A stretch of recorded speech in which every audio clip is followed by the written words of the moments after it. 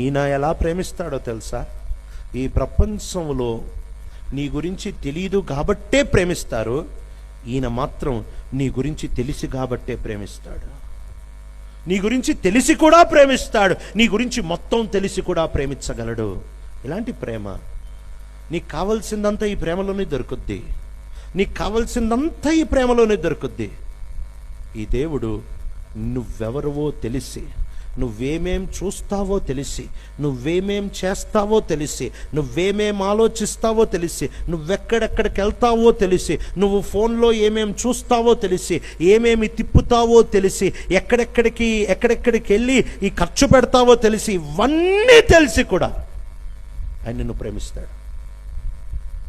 ఇక్కడ చూస్తే ముసుకేసుకున్న దేవదూతలే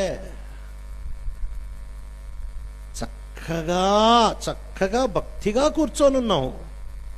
కానీ మన అసలు బతుకులు ఆయన ఒక్కడికే తెలుసు. తెలిసి కూడా ప్రేమించగలిగిన వాడు, ప్రేమించి అక్కడితో ఆగలే, నీ కొరకు ఈ భూమి మీద జన్మిస్తా వచ్చాడు, ప్రాణం పెడతా వచ్చాడు. ఎవరు పెడతారండి? మనలాంటి వాళ్ళ కొరకు. అసలు ప్రేమించడమే కష్టం అంటే, ప్రేమించి ప్రాణం పెట్టే అంత ప్రేమ, ప్రాణం పోగొట్టుకునే అంత ప్రేమ అంటే ఇంతకంటే మించిన ప్రేమ ఉంది?